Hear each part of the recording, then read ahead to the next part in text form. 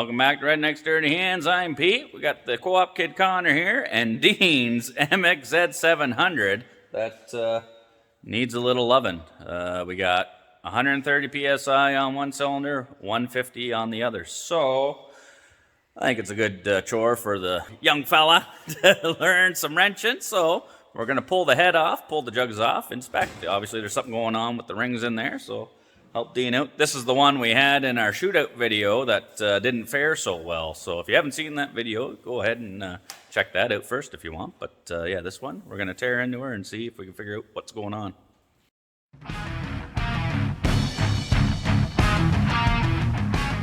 You ready to do some wrenching?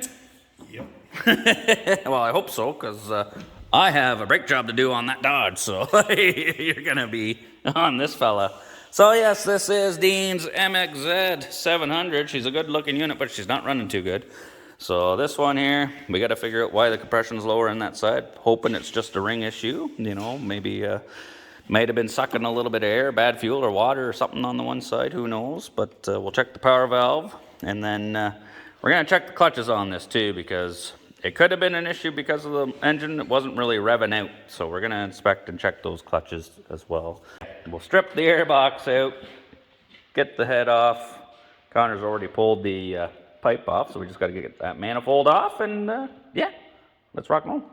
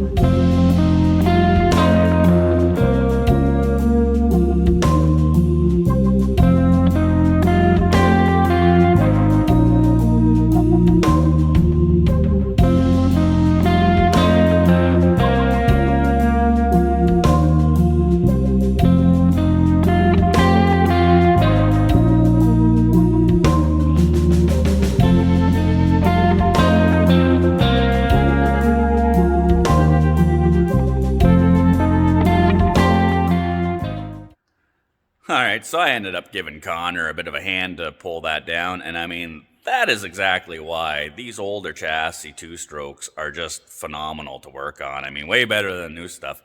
Literally, like 10 minutes to get the head off, jugs off, and we're at the pistons. We can see what's going on. These things are simple. You know, a couple more minutes, that whole engine's out of there, and we could tear the whole thing down. As opposed to the newer Skidoos, the 4-strokes. I mean, I got that one apart, had to get the motor out for an oil leak, and, you know, that's like a couple hours just to get all that stuff out versus a few minutes over there. I mean, yeah, 4-strokes, you know, pack a lunch, man. That's like foreplay, you know, you gotta take your time. It takes a while to get her going, right? Whereas the 2-strokes are more like a quickie. Bing, bang, boom. Got her done, man. Let's go. So we got her apart, and I was talking with Dean, and he said that him and his buddy Dave there, they rebuilt this like 5 years ago or something. And I mean, the pistons still look good. This one here, you can still even, you know, read the Wiseco emblem on the piston, no problem. But the side with the low compression, you can see how worn out and faded that is. Top of the pistons look good. The rings aren't stuck in the lands, but same thing on the back side. You can read the logo there, no problem. That one, she's all faded too, so yeah, that side is definitely getting some wear. And this here is the jug off of the clutch side, and I mean, you can still see some cross hatching in the cylinder there, whereas this one here is off the other side, and I don't really see any signs of cross hatching in there. Overall, the inside, the cylinders, they're not bad. There's no scores, gouges, nothing like that. So I think, talking with Dean, we might just do a quick hone job in there, and then throw a couple new bogeys and rings, see what happens. I think we caught her in time anyway. I mean, the cylinders are still good. The pistons aren't too bad, but I mean, we'll hit it with the hone. We'll get the new pistons in there, and she's not catastrophic. Crank and the bearings all still seem fine, but I think also, too, we're going to pull the clutches off and check them. Part of the issue why it was not doing so good on race day there is the belt deflection is way off, too. And I mean, she's sitting way down in the secondary, and I mean, I can just roll that by hand. You know, she's pretty loose there, so that's not good. But we'll probably put a new belt on her, too. And just it feels like it's wearing funny. Got a bit of a ledge on it, so get a new belt. We'll set it up so she's sticking up. Usually you want about 1/8 of an inch or close to that sticking up, you know, whatever works. And then we'll check that primary out. This thing was only revving just over 7,000 RPM. Like, we're missing quite a few RPM out of there, and that would really wake this thing up. So yeah, we caught that in time. We'll get going on that, order some parts from the Cat Shack. They're going to get us some pistons, rings, gaskets, all that jazz. And then when they come in, we'll slap her back together, get those clutches going, and then hopefully this thing will do more than 70 miles an hour. I already pulled this piston off of here. It was pretty simple. All you do is you got to pull the little circlip. It's got the little notch there. I like using this little pick here. I don't know if you'll be able to see that, but it's got like a little curved end on it that allows you to go right in that groove, grab that clip, and just pry it out. I always tuck a rag around the connecting rod just so if that clip springs out, drops down in the abyss, you're a little bit screwed there. You'll have to pull the motor apart if you can't find it. So pull the needle bearing out of there so we don't lose it. Rag down in there. And then, yeah, just go after that clip. Just dig it out. She pops out like that. There you go. And then, I mean, if the engine's been in good working order and it's been getting lubricated and all that, these pins should slide and move fairly simple. Pull it out. Just like so. But then there you can see the difference in the wear. You can still make out that logo perfectly. It's nice and clean. This one, it's all got worn out. Same with the other side there. So this cylinder was working perfect, you know, had 150 psi compression, no issues there. This one, however, she was starting to get a little on the weak side, so nothing wrong with a little freshen up. Now that the pistoles are out of the way, it's a good time to stuff the rag down in there.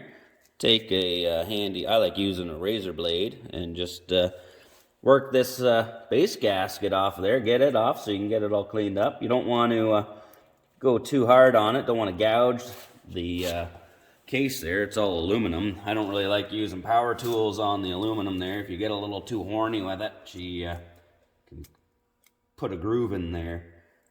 No dirt, wipe her down, then we can put the pistons back on, and then we'll get the jugs back on. This thing, realistically, there's not a whole lot involved in doing a top end on these two strokes, the older ones anyway, so a little bit of time, a little bit of patience, brewski or two, you know. We're not going to be putting Wiseco's back in it. The fellas down at the Cat Shack there, Peterborough Cycle Salvage, ordered us up some SPX Pistons, so you know, they're still good, you know. They give you the wrist pin, new clips, a new pistole, and new set of rings. No sticker. Oh, that's a dip. Top of the piston has an arrow on it. That goes to the exhaust, so that's going to go forward like that. And then basically just lube up the needle bearing, slide the pin in. I always do it. I put the far side clip in. That way I can slip it over, put the pin from this side, come to this one here, do the same thing, work it that way. Then I just use a little bit of just using Klotz 2-stroke racing oil here for this, but you can use any 2-stroke oil really. Put some on the needle bearing. Slide that sucker back in there. Then I put some in the piston where the wrist pin's gonna be. Put some on the new wrist pin, ready to go. Make sure it slides in there okay. I just slide it in so it's just to the edge there. Drop her over top. There you go. Now we just got to put that clip in and we can put the other bogey on. These clips can be an absolute bugger to do, so I just make sure, keep your thumb over it just in case that happens. Nice one. Now we got to look for that. It didn't make it too far, it was just sitting in the motor mount there, but yeah. Just like so. So I got the pistons in and I was cleaning up the cylinders, getting them ready to set back on the motor. I took the power valves out to give them a cleaning, and this thing is just one problem after another. I can't even believe this thing hit 70 the way it was running. Cylinder with the low compression had a working power valve. The cylinder with good compression did not have a working power valve. So that's the power valve that was in the cylinder. Obviously, that power valve wasn't working. You can spin and spin that on. It does not attach. That one there, we just picked that up. Connor went up to the cat shack. They had one there. And screws on, tightens up. Then that diaphragm is what lifts the power valve. So, yeah, this thing, problem after problem. It might be a rocket ship once we get this fixed. Now you can see the threads are basically just tapered, worn right off, and so is the shaft of it. There's an O-ring that sits on here. So yeah, this thing was not working at all. So Dean's gonna notice a huge difference when this thing's back together.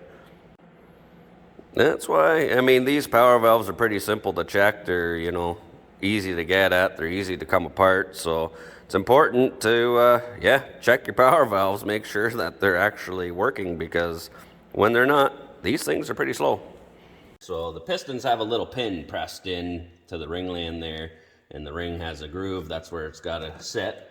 So these things are pretty simple. The cylinder, bottom of the skirt, has a bit of a taper into it. So basically you don't really need a compressor. You just hold the rings in by hand, get it started. But before we do that, put a little bit of the two-stroke oil in here, lube her up.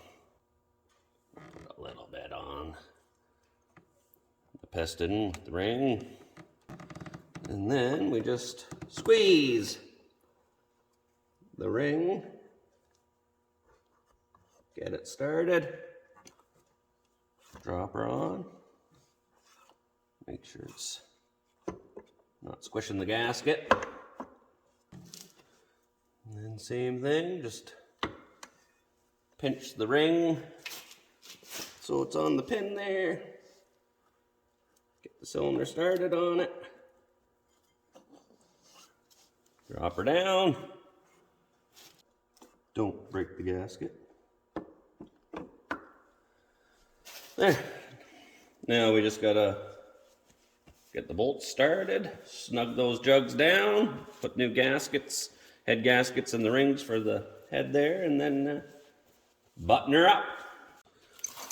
And we just drop all these bolts in, and then, it is kind of important, could make all kinds of jokes about tightening these up, just a few ugga-duggas from the impact gun, or crank her until the old tennis elbow clicks, but no, we'll look up the proper torque specs and torque these guys down. You don't want to have any issues once you get her all back together, so we'll check out those specs and do it proper. So we'll torque these fellas down to 30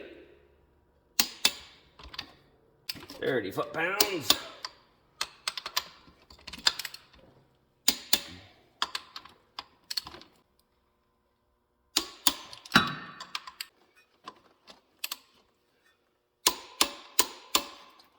Just like so. Now that we got the cylinders on, we just got to take the head assembly. It separates into two pieces. Got some O-rings around the spark plug holes, and then we got the main O-ring here, so we'll clean that all up, change those O-rings, clean up the bottom side of the head there, get ready to drop it on. And this thing's looking a little crappy. Maybe we'll clean that up, maybe paint that for him. Just gave the top plate a little bit of high heat flat black coating, make it look a little bit more respectable. Then we'll drop all these bolts through, torque them down. I think it's 21 foot-pounds for these guys. And then should be able to button it up, fire it up. Now we just got to torque them in. There is a special sequence for this. I believe it's, you go crisscross, 1, 2, 3, 4, 5, 6, 7, 8, 9, 10, 11, 12. So let's get at that.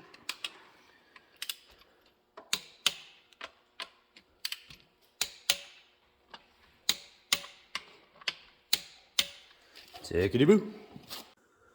She's all back together. We got the exhaust pipe on it. Everything is good to go. And then the clutches, I figured, because it was originally revving low, but I mean, we had one power valve wasn't working, one cylinder that was lower on compression than this side. So before I get too involved in it, I just took a look at the clickers on these TRA clutches. Have the adjustable for your ramp there. It was on number 3, so I put it to number 6.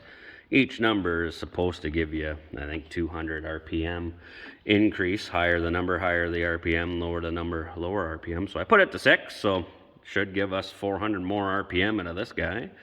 And then the secondary, the belt was dropped down, so all I did was I just flipped the belt inside out, and then I just lay it up on top there. And you can see how far it's sitting down under the edge there. So basically, you just got to crack these 10 mil lock nuts loose, and then you got your Allen keys in the center. You back them out. Drop it back down in there. Yeah, see, now we're coming up over the edge there, so I think we'll lock her down in there and we'll set it up. We'll try it. We'll set the deflection, make sure we don't want to run it too tight, so the thing, as soon as you fire it up, wants to drive away. But that's how you adjust the sheaves on the backside, and then yeah, we'll see how this works. We figured we'd drag it outside for the first start up, just so we don't Cheech and Chong the inside of the shop and hotbox that, fill it with smoke. So kill switch up, put the brake on just in case. Everything should be good, but I don't want her driving off into Buddy's truck over there. So, fingers crossed, everything should be good.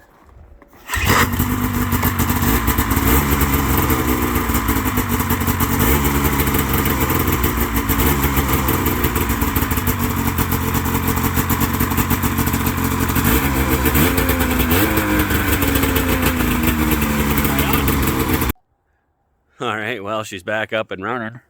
So is my nose.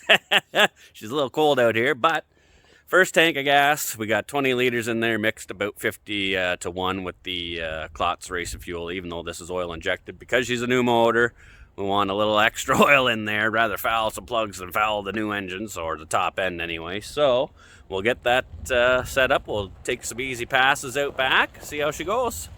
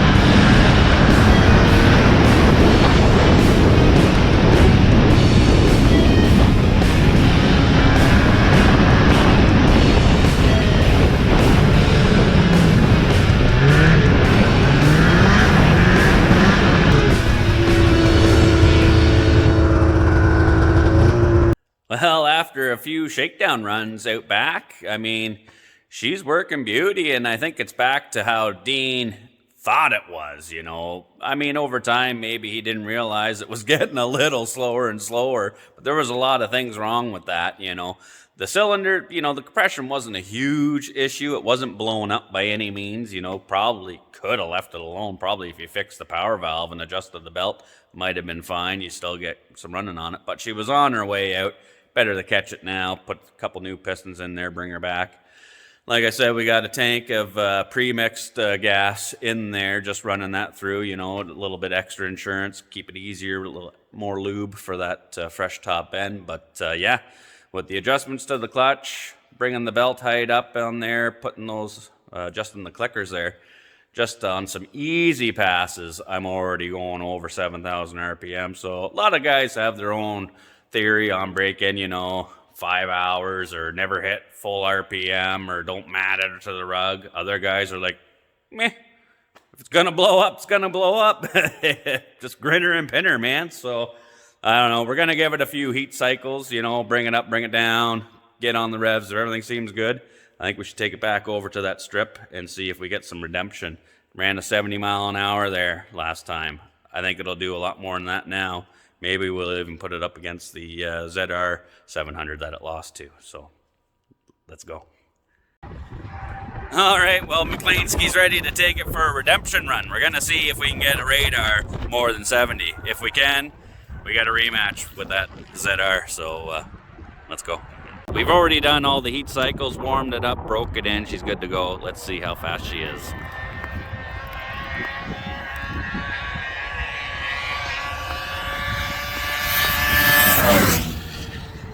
77. That's an improvement. That's a big improvement. Well, 77's not bad, but we're gonna try one more.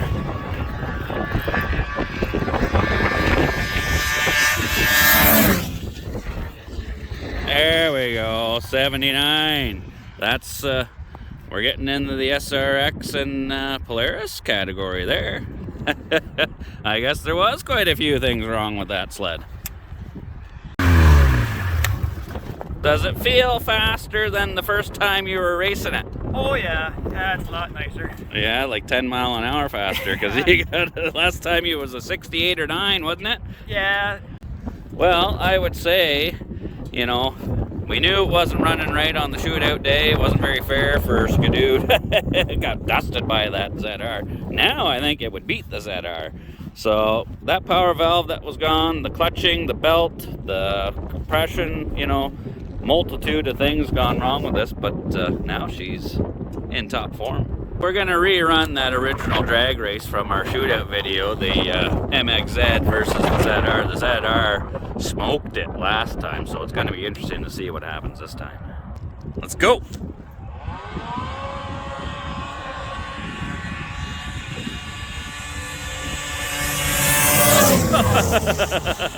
Now that kitty cat's the slow one. Just roasted ya. We're gonna do one more and switch sides. Switch sides? Okay, just to be fair.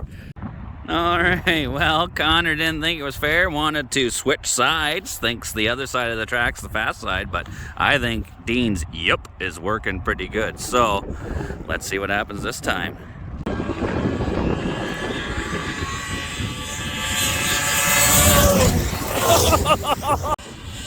Taking a victory lap. So, which side's the fast side and which side's the slow side? I think the fast side's whatever side he's on right now. That, you know, Dean calls this the yup. Is it fast? Yep, it is now. I guess we might have to tear that one apart next, because it's just slow now. It doesn't even compare. Like now, on the shootout day, we were getting an 80 and 81 from the SRX. We got a 79 out of that today. I mean, that's pretty close. You might even stand a chance against Scooter's XC700 now. So, just for curiosity's sake, we want to see Scooter's on the shootout day was the fastest. It was running an 81. So, we want to see these are different conditions today. That Skidoo's working pretty damn good today. Let's see what Scooter's will do.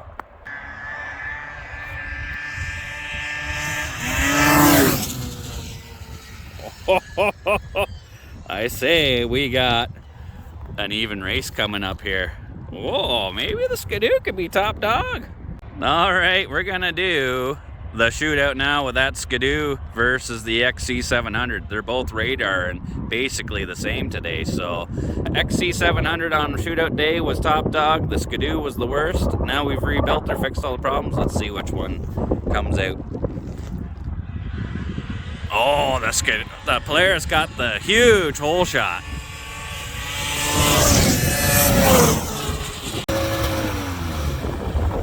Yeah, he totally hooked up and took off on you. You were just spinning or something. Do you think you can get any traction?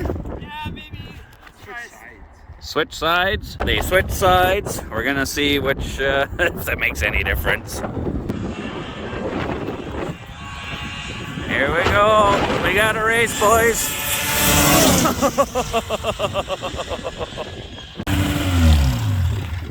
All right, that Polaris was in a bit of trouble there. Hey, I think he still kind of edged you out right at the end, but like it was like that, like right there. Gotcha. At the start, this was about 5-10 feet in front, and You pulled him out of the hole and you were reeling him in, eh? yeah, no, Connor called it. The start on that side was lousier. Yeah. So he sat there. But, I mean, I think we can all agree, like, this thing is a monster. It's working phenomenal. After everything we did to this one, it's a contender now. It's working pretty good, just like Dean was saying there. She's back to her former glory, I believe. Yep, yes, sir. All right, well, after it's all said and done, I mean, we did quite a few things to that, improved on a lot of things, and gained quite a bit of speed. There was an awfully lot of things wrong with that. Didn't really know it was just dropped off. You know, he wanted a gas line fixed and fixed that. Took it out on race day. Slower than molasses. Turns out, a couple of new pistons and rings, you know, adjust the clutch, new belt, broken power valve, fix that. This thing's a weapon again. So she's a performer now. So thanks for tuning in, and hope you enjoyed the video. If you're not subscribed, please consider doing so. It helps us out. And as always, take her easy.